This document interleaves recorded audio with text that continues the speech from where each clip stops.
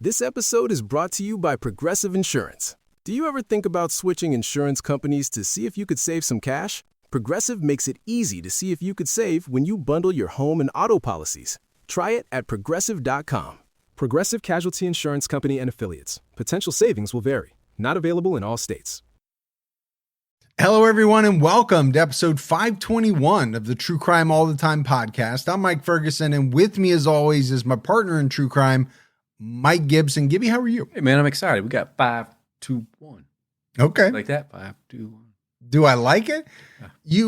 Do I like what? I came up counting on the fly down with your fingers? That's right on the fly, man. I was like, okay. Oh, hey. Are you hoping that catches on like 6-7 or? Yeah, or 6-7, 6-7.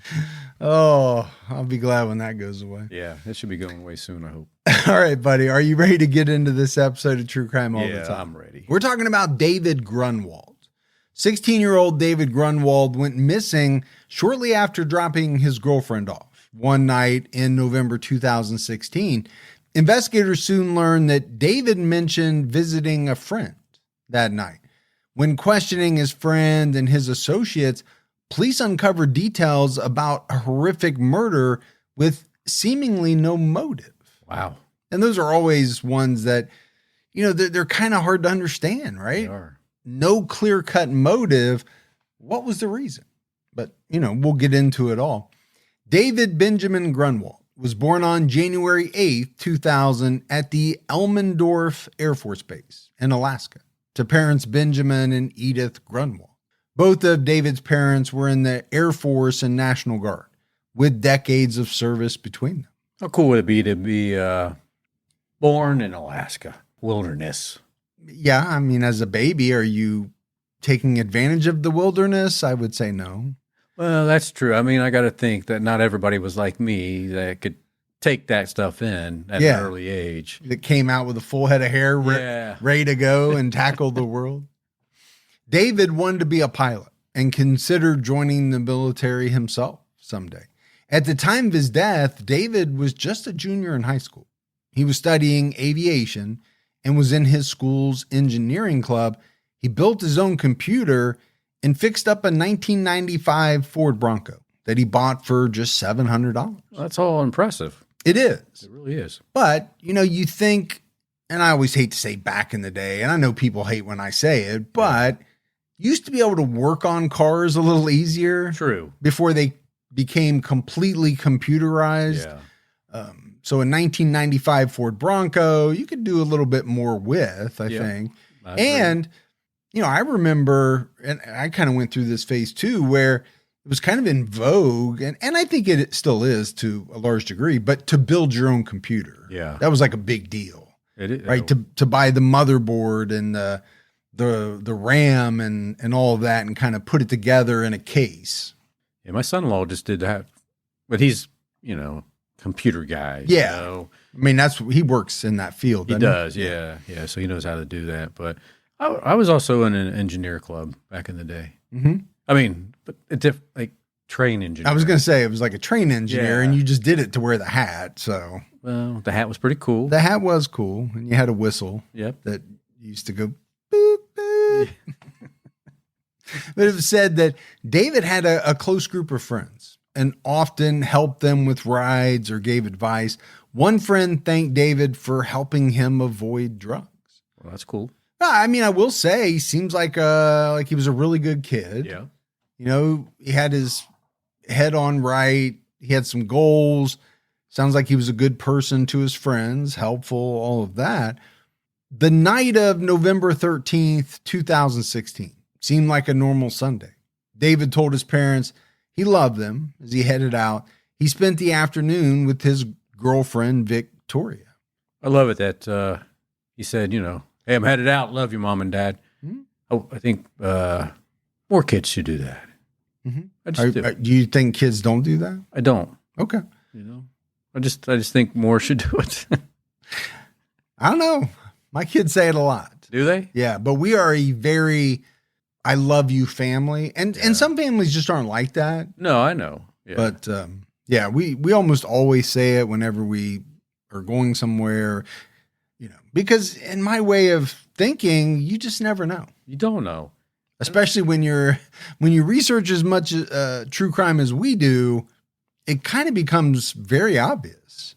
For me, it just sounds weird because I'll hear like parents say, "I love you," and the kids are like, "Yep, I'll see you later." And okay, thinking, that's kind of weird, but your mom probably wants to hear that "I love you" back.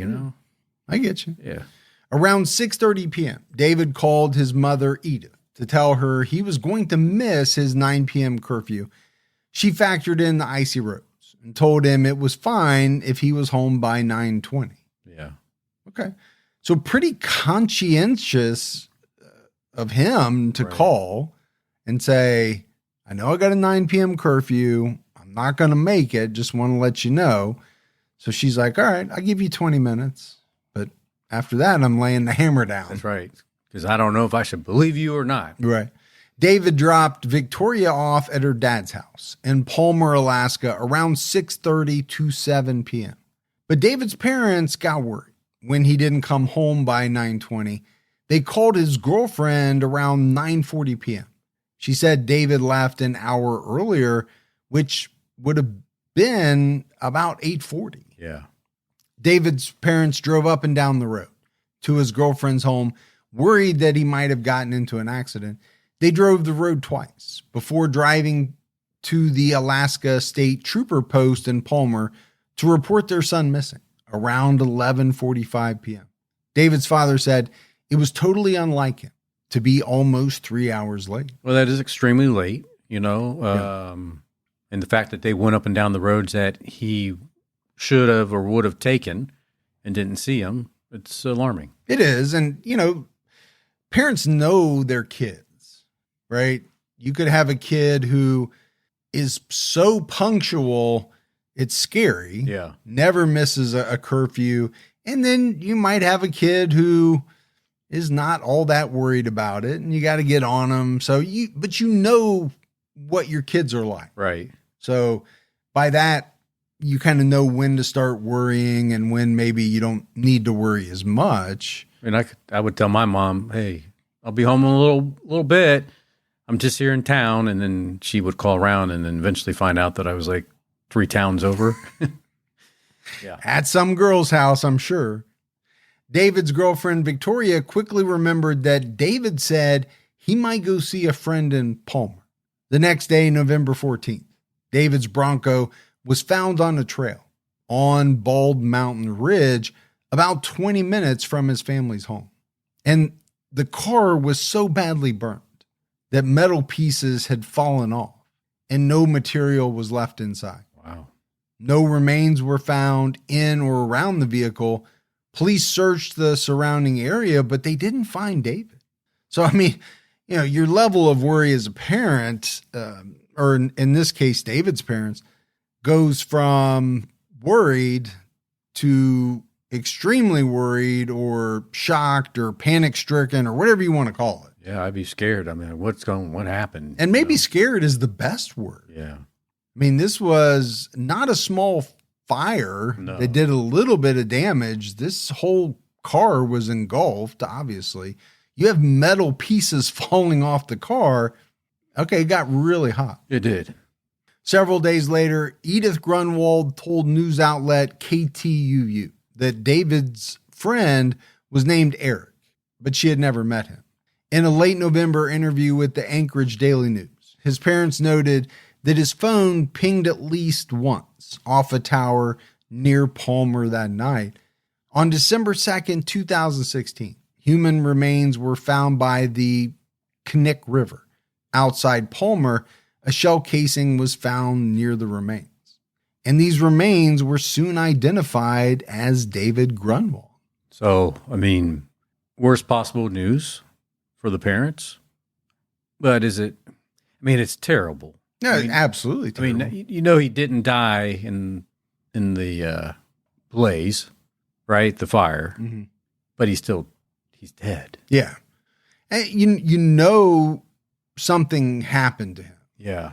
Because there is that, we do a lot of unsolved cases as well. So there's that thing that people always talk about where not knowing is very tough. And some people go the rest of their lives not knowing what happened to their loved one. Yeah. Now, The Grunwald family knows, but it's a horrible ending. Yeah.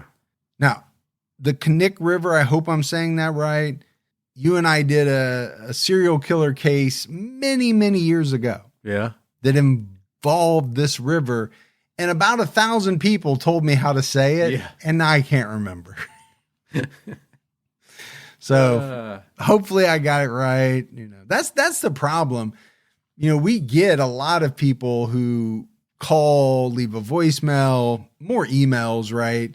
Saying, hey, this is, you messed this one up. This is how it's said or whatever.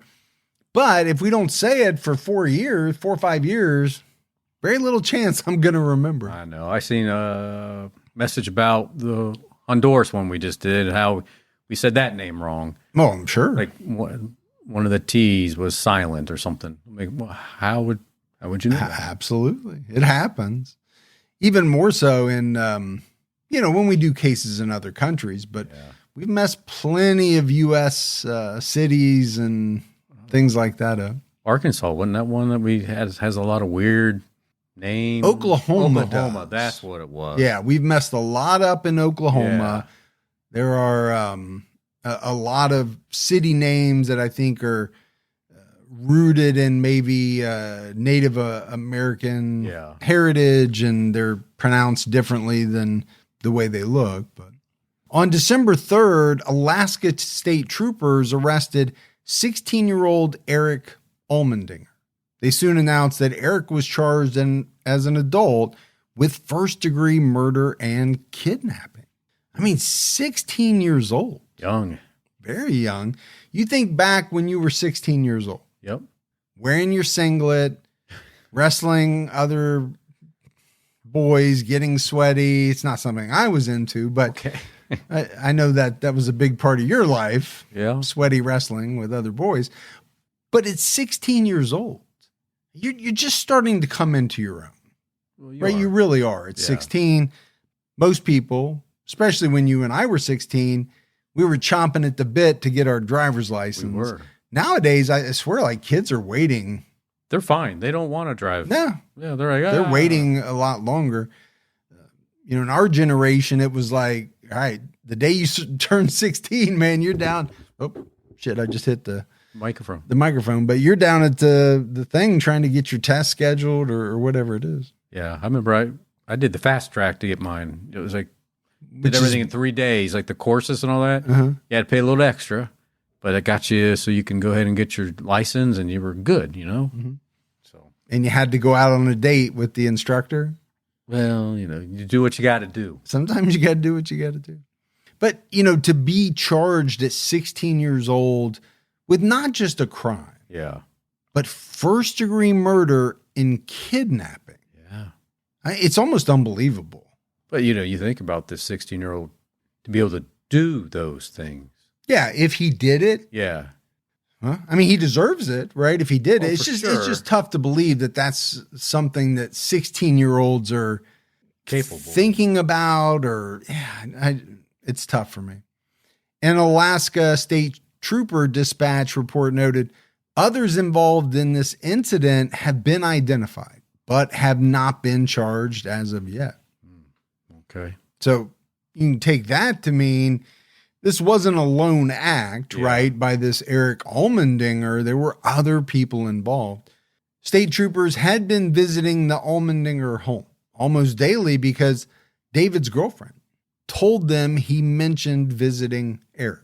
According to court documents released in December 2016, David was pistol whipped, driven to a remote location, forced to walk 200 feet into the woods, and then shot once in the head. And we just got done talking about what a good kid this was. Yeah. What would make a 16-year-old or a group of similar aged children, they are technically kids at that point, want to make this kid walk out into the middle of a remote location, a forest, and then shoot him in the head. Almost like execution style. Yeah. It was an execution. I think you could say that. A tip from another team led troopers to David's body, In his interview with police, Eric Allmendinger denied pulling the trigger and said another teen shot David, who begged for his life. But obviously that means if you're Eric, you were there. Yeah. Because you can't even give that information if you're not there to witness it. According to court documents, troopers first located and spoke to Eric on November 16th. He denied seeing David on the night he disappeared and claimed that he took a cab to Anchorage. Troopers determined Eric was lying. Lying? Let's go with lying. I would say lying. Because data from his tablet indicated it was near David's SUV on the night it burned. I think a lot of people forget in this digital age. Yep.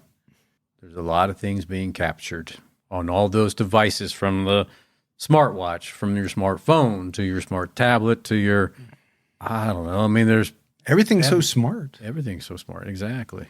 But I think you're right.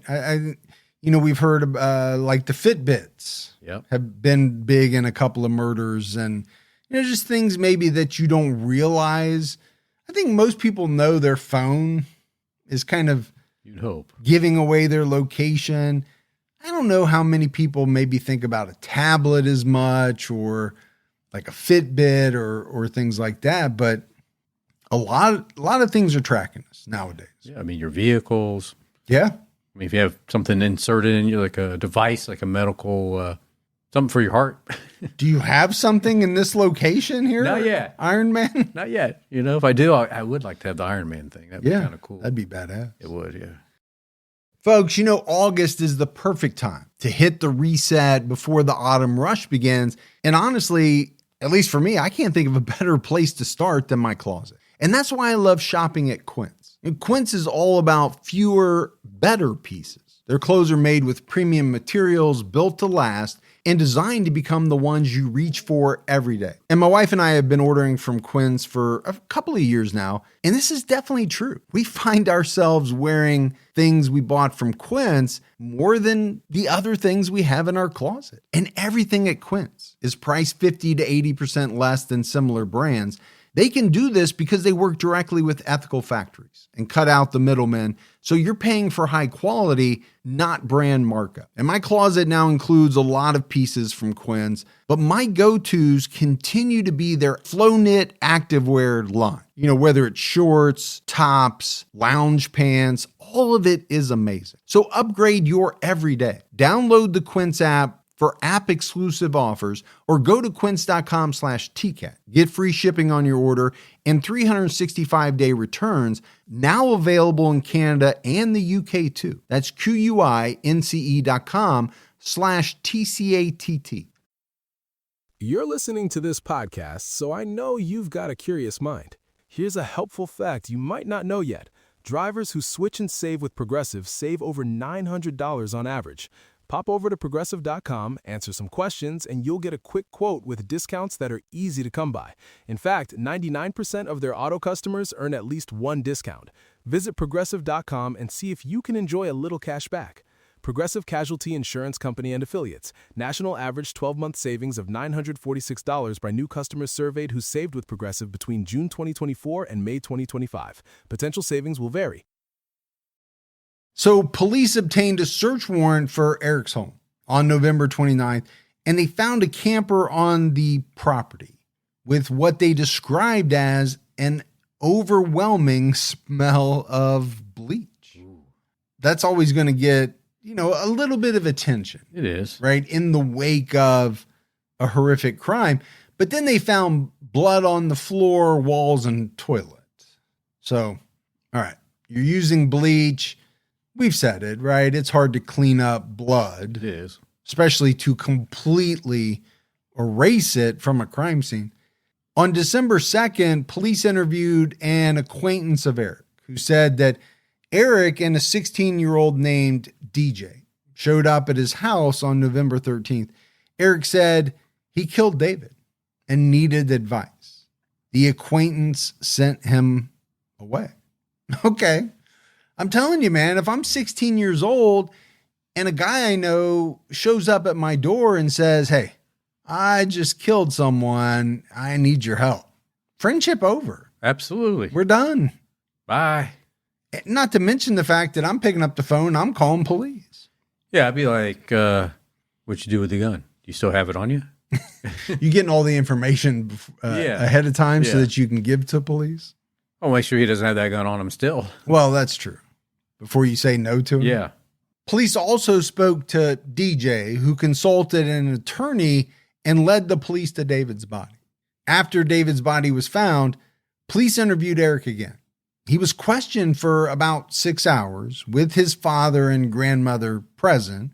Remember, he is only 16 years old.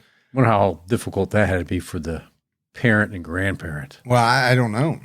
I mean, imagine you have 2 kids. I have 2 kids. Imagine one of your kids being accused of murder. Yeah. I can't even imagine it. The thoughts that would be going through my mind. And obviously you want to protect your kids as much as you can, but how much can you protect them if they killed somebody? That's true. I guess all I can do is bring that attorney in right away. Yeah, that's all you can do. At first, he said he didn't know anything about David's death, but they're not going to stop with that. They continued to push him for answers. Eric soon admitted that David came to his home to drink and smoke marijuana in the camper. While doing so, DJ texted Eric asking him to bring a gun to the camper. Eric handed a .40 caliber gun to DJ, who bludgeoned David with it.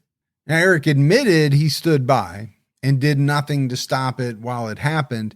He said he accompanied DJ as the teen loaded David into his Bronco, drove him to the river, and made David walk into the woods and shot him.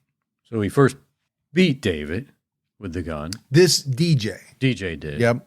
Okay. According to Eric. Yeah. And then him and Eric got him in the Bronco, drove out there, and then DJ walked him down the path and shot him. Yeah. To me, that's the takeaway, right, from this interview is he's putting himself there. Yeah. But he's essentially laying all of this on DJ.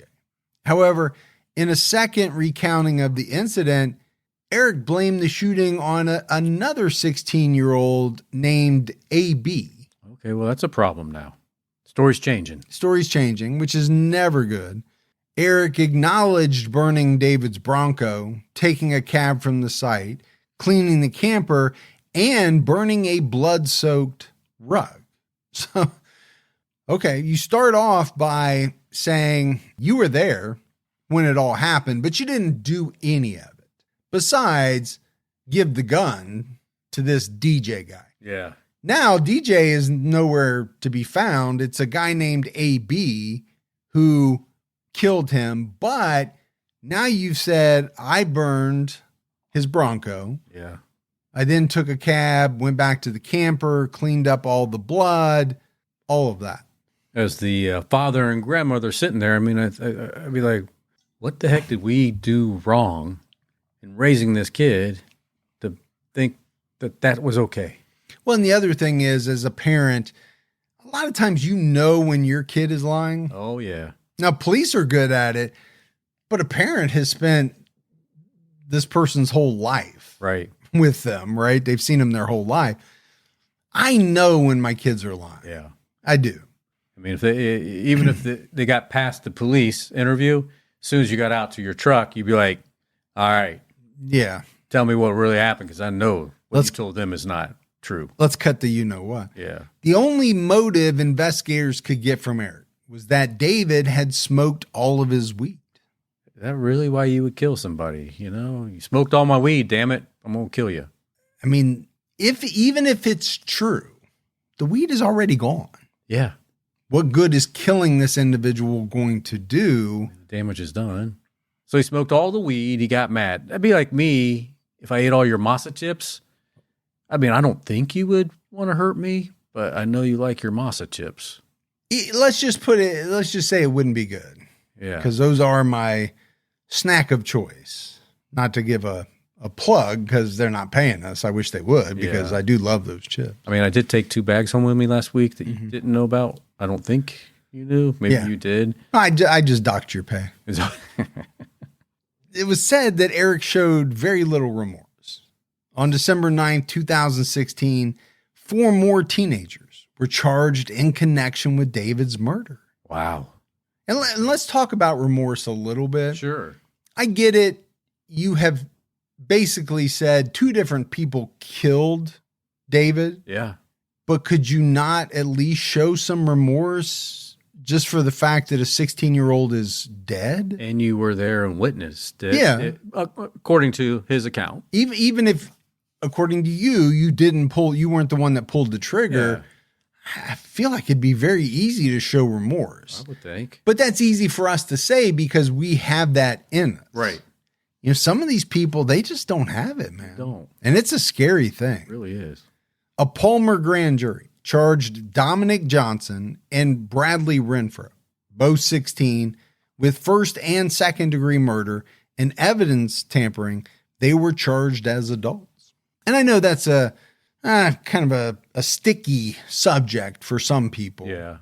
My take is, you know, if you're 16, 17 years old and you kill someone in this type of way, right, meaning you purposefully did it, is essentially, like you said, an execution, I have no issues with you being charged as an adult. Yeah, I'm good with it too. You know, you made that decision. You have the capability of understanding right from wrong. Yeah. 19-year-old Austin Barrett was charged with first and second degree murder and kidnapping. 18-year-old Devin Peterson was charged with 3 counts of tampering and first-degree hindering prosecution. So according to prosecutors, the DJ in Eric Allmendinger's statement was Dominic Johnson. Dominic was the one who told Eric to get the gun and the one who bludgeoned David. Prosecutors noted that David was shot and killed by either Dominic Johnson or Austin Barrett. So Austin would be the AB, right, in the second confession. The teens drove to Devin Peterson's house for advice after the fact. Devin admitted to state troopers that he saw Eric and Dominic that night, but told them they were stupid and sent them away because he didn't want the trouble. So that's why he got charged with tampering and hindering prosecution, which is tough because he really wasn't involved in this. These guys just happened to show up at his house, but once he had that knowledge, he didn't do anything with it. He didn't do anything with it, and they really put him in a terrible position. Yeah. He just should have done something with the information he had. Right. Makes you wonder why they showed up to his house for advice. Like, why would they go to him for advice? Yeah. Maybe they thought he knew something about this. Yeah. I have no idea. Prosecutors accused Eric, Bradley, Dominic, and Austin of acting as principals or accomplices in David's murder and accused them of restraining and kidnapping David and destroying evidence. Devin was accused of suppressing or concealing a 9mm pistol and a .40 caliber pistol used in the crime, and was allegedly involved in burning David's vehicle. Sources also reported that Devin and Bradley Renfro were arrested back in June 2016 for kidnapping, but it was unclear if they faced charges. What's going on with this kidnapping stuff? You know, I don't these know. Teens. Also, this seems like a bad group of kids. Yeah. And they're doing bad things. And it wasn't, you know, just this one thing where David was killed. Obviously, they had been doing some things before that, some of them at least.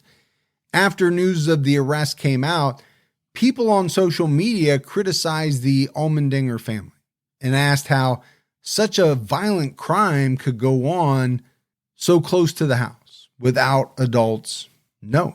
I understand, but today's world, the way kids are, I think they can do a lot of things without the parents knowing. Yeah, but you say today's world. You and I did a lot of things that our parents never knew about. Absolutely, they still don't know about. You know, they would never know about. Yeah, so I don't know that this is a new thing. I don't know that it's directly tied into today's world. Yeah. I just think it's been, you know, for a very long time, kids have hid things from their parents, and I get it. the family of a murderer or accused murderer, they're going to catch some flack. Yeah. There's just no way around it. But how can you say, or make the assumption that they should have known that this was going on? I think that's tough. I think it is too. With the way kids hide stuff from their parents. Rod and Myler Allmendinger, Eric's father and grandmother, said they didn't know what happened to turn a regular kid into a criminal.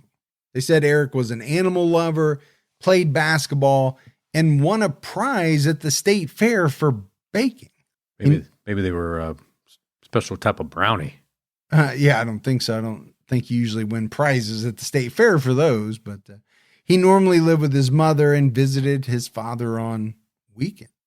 They said Eric was doing well in school until he befriended Devin Peterson in the summer of 2015. Rod banned Devin from visiting because he thought he was a bad influence. Eric stopped visiting his father regularly at that point. By the summer of 2016, Eric wasn't living with his mother anymore.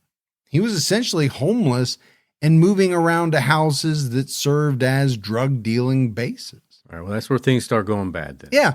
I mean, this kid took a nosedive. Yeah. Right. In a short period of time, at least from what his father has said, it does make it seem like it coincided with this friendship with Devin Peterson. Yeah. So, I mean, at that point, maybe there's some things that the parents probably knew, but what can they control of that? Now, here's the thing, though.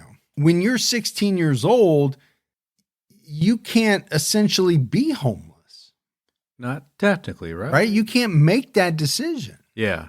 So I don't know who they called. I don't know what they did. I mean, there's some stuff there that maybe they might not have done correctly, because it does sound like they knew about some of this. But, knowing that he was going to murder this kid, that's a little tough, right, to hang on them. He hung out with a group of teens who occasionally came by Rod's house to eat and talk. In late October, Eric's father and grandmother agreed to let him stay at the house with another teen. Rod enrolled them in an alternative school and tried to keep them at home when they snuck out to get drunk. He gave them one last chance. The other teen left, but he returned a week later. David Grunwald gave the teen a ride. So, again, I think the father is trying something here. Right. Right. He doesn't want his son out doing bad things. He wants him home where he can keep an eye on him. It sounds like maybe the concession was, okay, I'll let this other guy live here as well, but you guys got to follow the rules. Yeah. And, you can't be doing this and that. Do some of this alternative school stuff so that keep you out of trouble. Yeah. David's parents, Ben and Edith, said during a previous interview that they called Rod Allmendinger a few hours after David didn't come home. Rod said his son wasn't there and said something along the lines of, "Those kids are fucked." That would be an interesting response to get. Yeah. Now, obviously, when this was reported by the Anchorage Daily News, they didn't use that word, but I'm going to use it because I think it's very descriptive while not being descriptive at all, if that makes sense. Sure. It's impactful, and then you have to dissect, well, what does he mean when he says that? Yeah. That he's given them chance after chance, or his son and whoever else is living there, they just can't walk the straight and narrow? Or does he know something? Well, it is being said in response to David having gone missing. It's a strange response. Yeah. To me in that context. When the Anchorage Daily News asked about this, Rod explained he was worried Edith was calling the police and the teens would get in trouble for not being home. He didn't know what happened at the trailer. He assumed Eric and the other teen were watching TV in a downstairs bedroom until the teen said Eric wasn't there. But obviously there was something going on. Yeah. To say that about your son and another person or a group of people, that's not a good thing. No. When you say that. No. And saying something like that, things are messed up. Yeah. So back to your point, is it a general, they're jacked up, or does he know something more than what he's letting on? Rod said he didn't see David come back to his home or anyone else go in the trailer, which was normally locked. He didn't hear from Eric until 4 a.m. that night. At that point, David's parents were looking for him, and he said that Eric said, just everybody chill out. He's probably just hanging out with somebody else and being late. Easy thing to say. Well, it is. And I mean, if you're a parent, does that seem out of the ordinary? No. It doesn't raise any alarm bells, I don't think. Not at all. Rod looked inside the trailer once to see if David was hiding there. He said he didn't see any blood, but he also didn't look in the bathroom. He didn't realize the group of teens may have returned to the trailer on Thanksgiving weekend and doused it in bleach and burned the carpet. He was on a trip and locked the door once he saw it had been opened. Eric told his dad he needed to get something from the trailer. So, the other thing is when it's thought to have happened kind of on your property. Yeah. Okay. People are going to be a little more upset at you about that. Yeah, I get that. Thinking, who's in control here? Right. Who's watching over things? How didn't you know that since that trailer was on your property and it's your trailer? Yeah. In February 2017, Damian Peterson, the older brother of Devin, was indicted for second-degree murder, manslaughter, criminally negligent homicide, and assault for the death of 16-year-old Frankie Woodford. What is going on? In the Peterson household? Man. Or in all these kids' households? I don't know. Back in June 2016, troopers responded to a home in Wasilla for a report of an underage teen with a gunshot wound. The grand jury found that Frankie Woodford's gunshot wound was not self-inflicted. In January 2018, David's parents filed a civil lawsuit accusing several people of supplying the pistol used in the murder. The suit named 2 other teens who allegedly gave the murder weapon to 4 of the defendants in exchange for drugs. The teens' mothers and the owner of the gun were also named in the suit. I bet they were. Hey, if you've got a gun, you have a really big responsibility. You sure do. To make sure that that gun doesn't fall into the hands of people who shouldn't have it. Yeah. Lock it up. On January 19th, 2018, Devin Peterson entered a change of plea agreement, admitting that he helped hide the pistol after the murder. He also admitted to providing gas cans to burn David's vehicle. He pleaded guilty to first-degree tampering with physical evidence and hindering prosecution. On May 14, 2018, Devin was sentenced to 3 years in federal prison and 4 years of supervised release for distribution of marijuana to minors. The federal sentence will be served consecutively to his state sentence. I think it was probably a good move on his part. To plead? Yeah. Yeah. And I don't know, maybe they gave him a deal on that. But then at the same time, he's got 3 years in federal prison after that. Sure. Yeah. That he has to serve. So going back to what's going on in the Peterson household, I don't know. These 2 brothers, one was convicted of murder, the other one for tampering and hindering prosecution, and also for, distribution of marijuana to minors. It's not good stuff. No. According to the U.S. Attorney's Office for the District of Alaska, during a search of Peterson's home, Alaska state troopers found a photograph of an underage girl performing a sex act on Peterson. In a subsequent search, they found a video showing the sexual assault of an incapacitated underage girl. The video was taken at a party attended by Peterson and others in July 2016.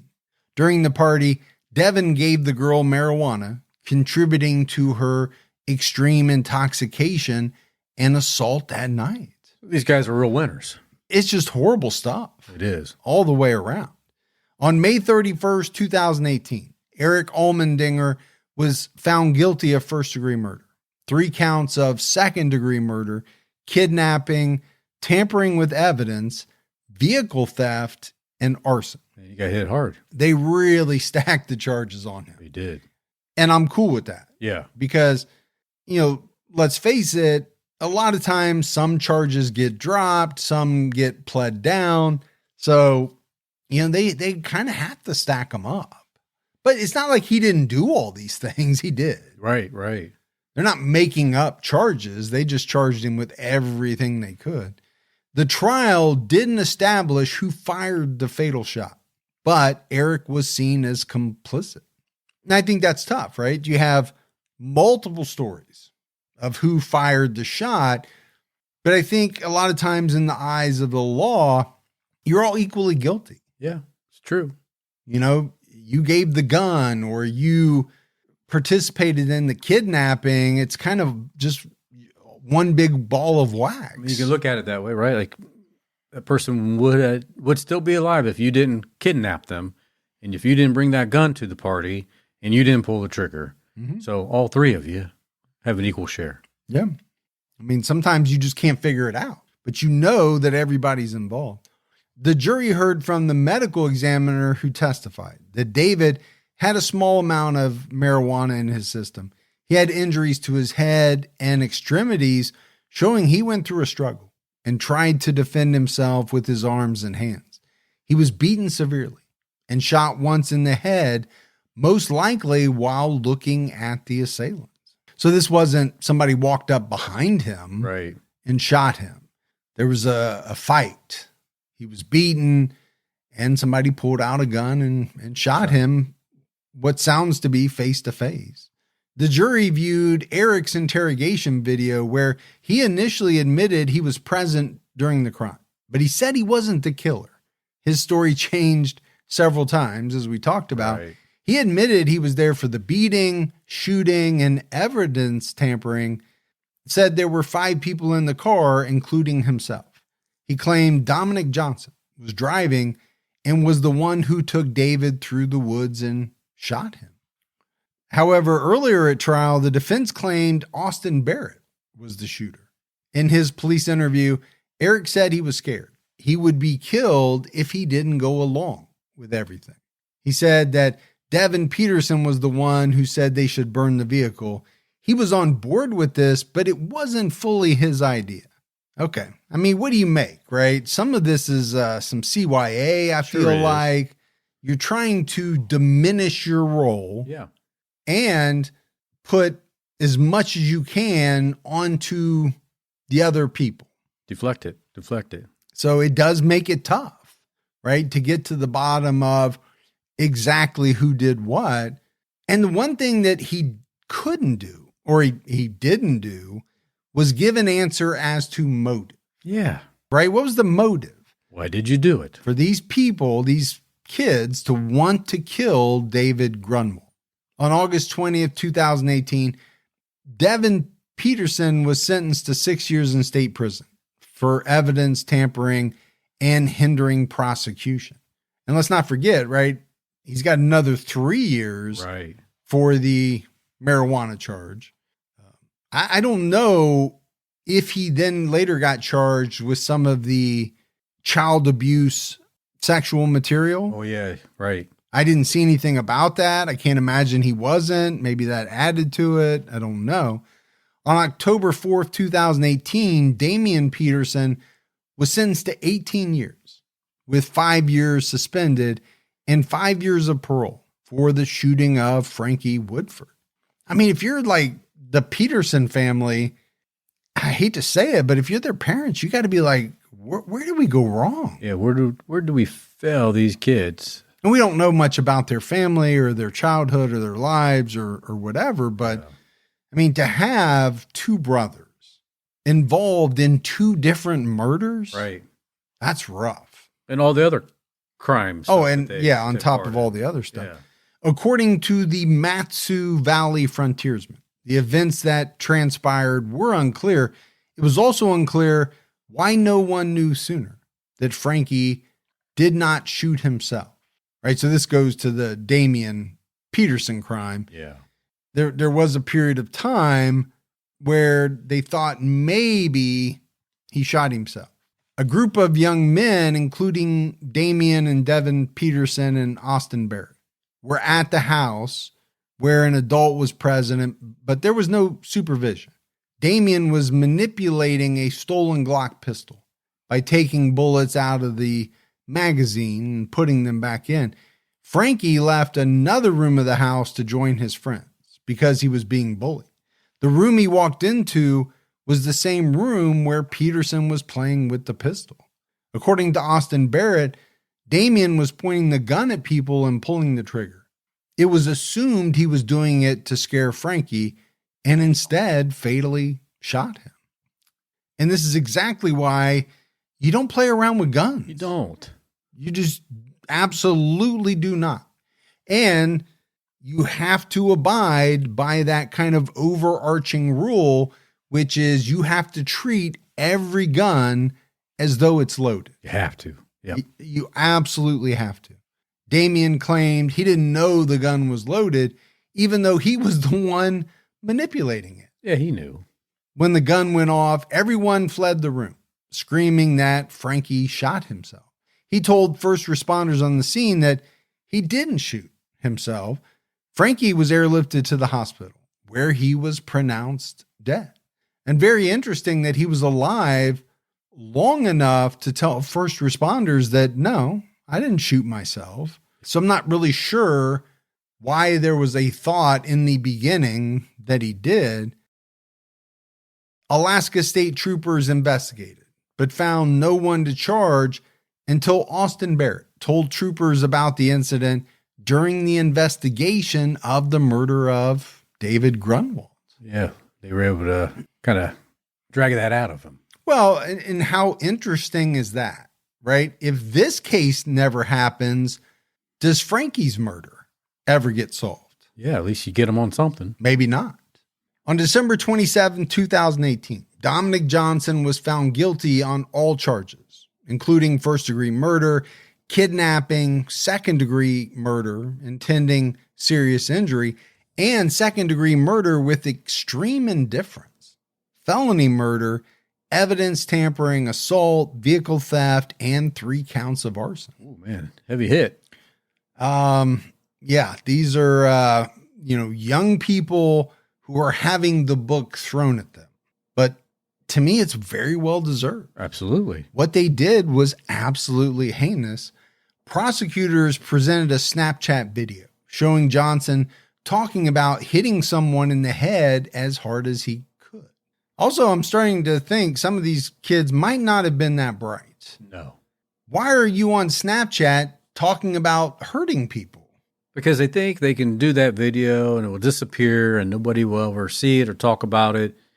They forget all this computer forensic stuff where they can get a lot of that information still. Is Snapchat the one that disappears? Yes. Okay. I've never used Snapchat, so I don't really know how it works, but you're right.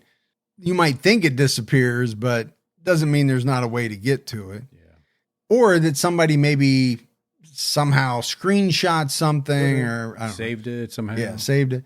The defense argued that cell data showed Johnson was elsewhere when the murder occurred, but prosecutors countered that data is not always accurate to the exact location. Prosecutors argued the notion that Johnson, who reportedly instigated the beating, removing himself from the situation was implausible. And I get what they're saying, right? If he starts beating David, right, then what? He just leaves the area before the shooting occurs? Is it out of the question? No. But I get why they're trying to paint it as implausible. Yeah. He's there. He's there. He just all of a sudden gets up and leaves by the time the shooting occurs. Bradley Renfro went to trial in September 2019. He testified in his own defense. He was asked if he assisted with the murder, and he answered by saying not willingly. Not willingly. Okay. So someone forced you to do it. Now, he did admit to lying to state troopers and that he was intoxicated on marijuana and alcohol at the time of the murder. He had no problems with David, and David had never done anything wrong to him, but he admitted he didn't really know him. Bradley testified that during the attack, he was fearful and didn't do anything when Dominic let David out of a bathroom he had been locked in and pistol whipped him. He believed Dominic hit David 7 to 10 times. Dominic said he only meant to knock David out, but the severity of the situation started to set in, and it all just happened so fast. They always say that. It all just happened so fast. Yeah. Well, you went from what? At least according to them, thinking you were going to hit this guy a couple of times. We still don't know why. Right. Maybe it was because he smoked all the weed. I don't know. Could have been. Seems stupid. But he hits him more times than he thought he did. And now he's really, really hurt. Much more so than what they were aiming to do. So they decided they had to kill him. I mean, I think that's what they're trying to say. I think so too. Austin Barrett was allegedly holding another pistol and, quote, standing guard. Standing guard. He said something to the effect of, "We're going to get in the truck and go for a ride now." He demanded that Bradley pick David up off the floor.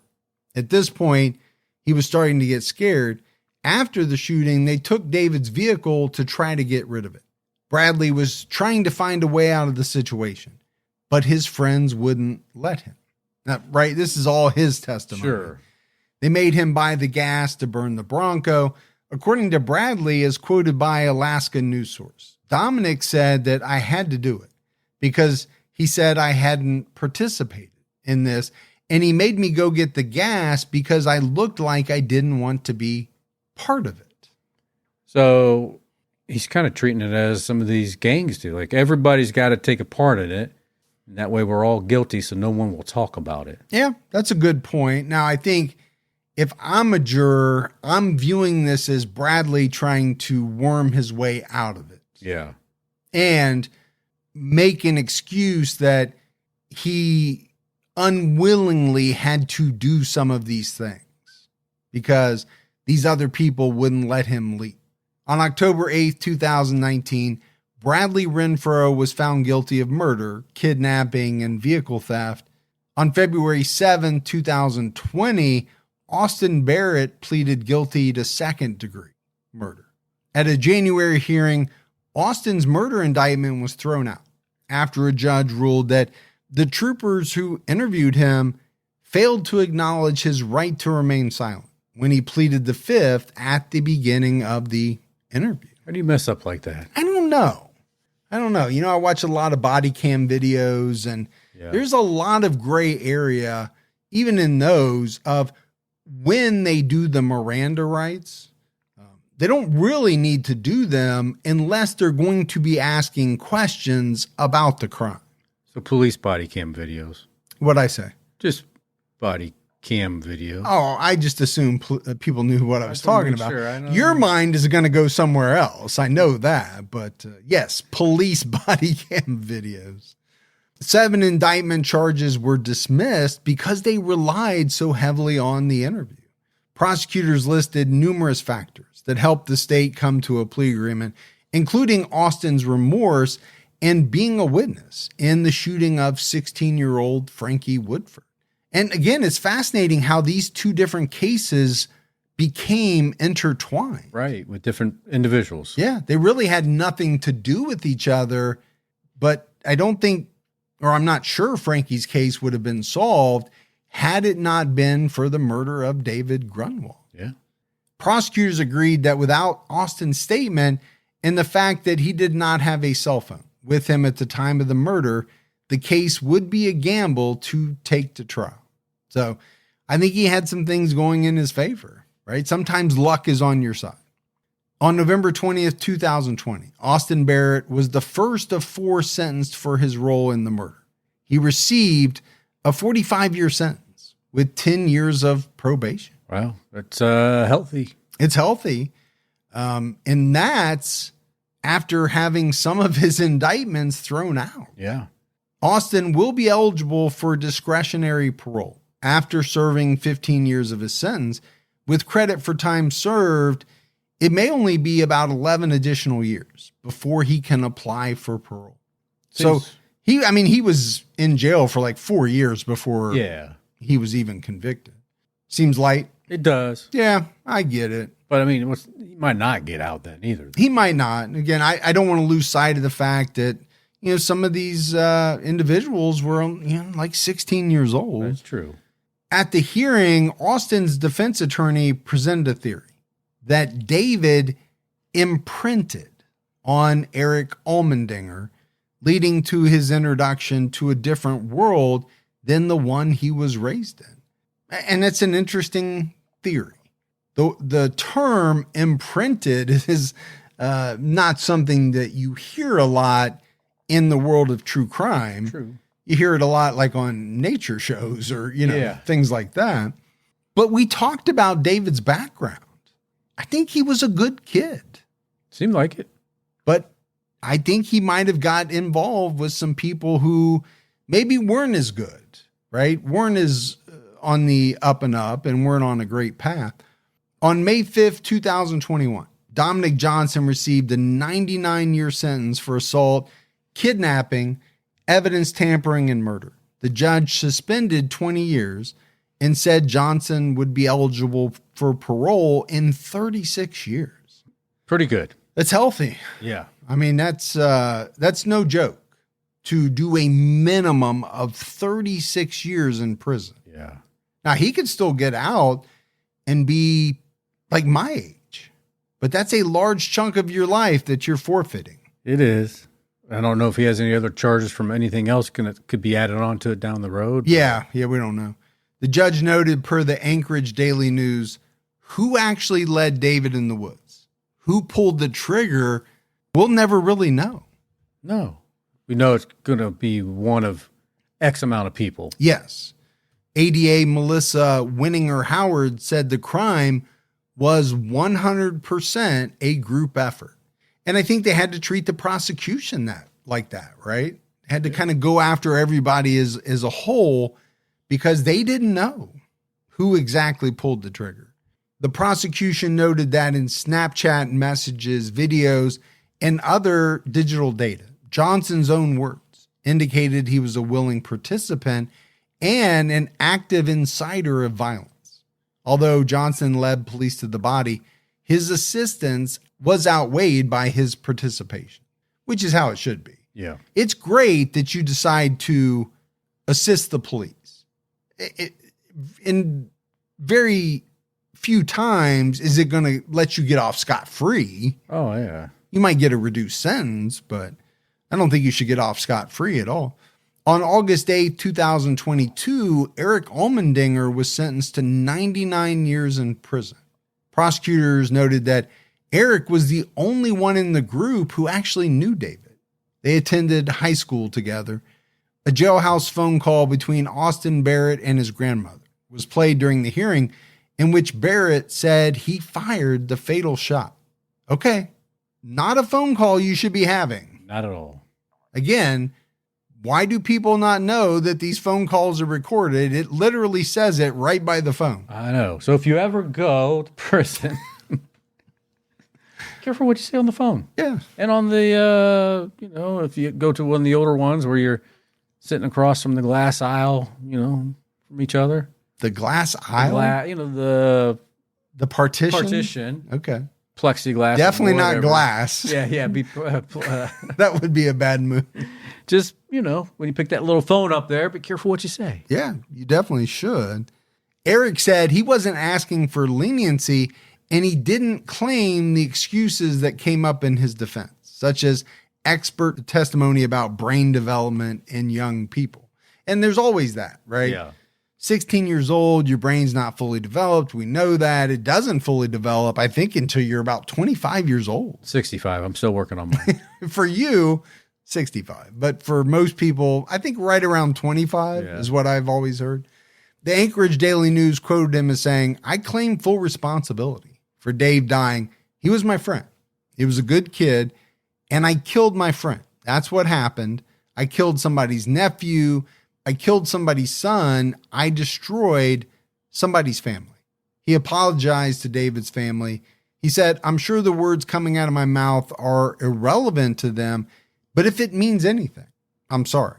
I'm sorry for what I did, and I'm sorry for what I didn't do." And it's kind of refreshing. Again, you don't know how much of this is real, but he doesn't have to say these things. He doesn't.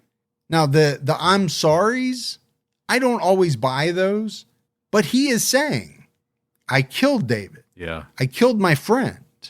He's admitting to all of this stuff. Now he's been convicted, so Sure, yeah. why not? But even still, people don't do that a lot of the time. Prosecutor Melissa Howard noted that Eric repeatedly violated jail rules, including being caught with a homemade knife and fighting with another inmate. In 2019, he assaulted a CO. Again, I don't know that a lot of these people were good kids. I don't think they were. The judge left room for discretionary parole and noted that Eric will be a little over 50 at the time of his first possible parole hearing if he becomes eligible. Your age. Yeah, he'll be my age. And think about what happens or what has happened with us, right? Yep. Between the ages of 16 and let's say 53, 54, right? I'm 53 years old. Everything in my life has happened between those two ages. Pretty important time frame. It is. And that is, you're spending it with a bunch of dudes who may or may not shower. True. You're not going to have any dates, or if you are, they're probably not going to be the kind that you would like to have. Yeah, probably not going to be fun. It just, to me, all of this stuff is so senseless. I just don't get it.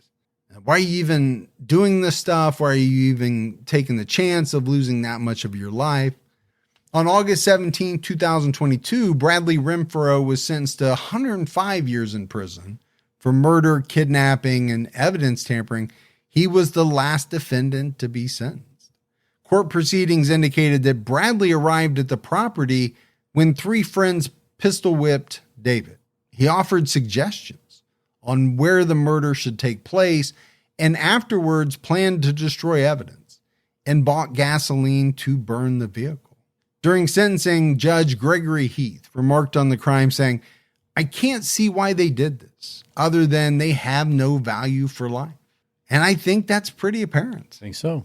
I think that's exactly what it is. Heath found that David was driven for nearly half an hour to the woods and was emotionally tortured. Heath remarked, "To walk someone in the woods and execute them, it takes a darkness in these boys." Although Bradley's total sentence added up to 105 years, he'll be eligible for parole at age 51 after serving 35 years. Nearly 10 years later, the murder of David Grunwald still has no clear motive. And who exactly pulled the trigger is unconfirmed. Like I said, right, it was a senseless, horrific crime committed by a group of teenagers who seemed to be inciting and encouraging violence in each other. Yeah. And you know, I think some of it is this group think, right? This group mentality. Yeah. You know, would any of these people have done it on their own?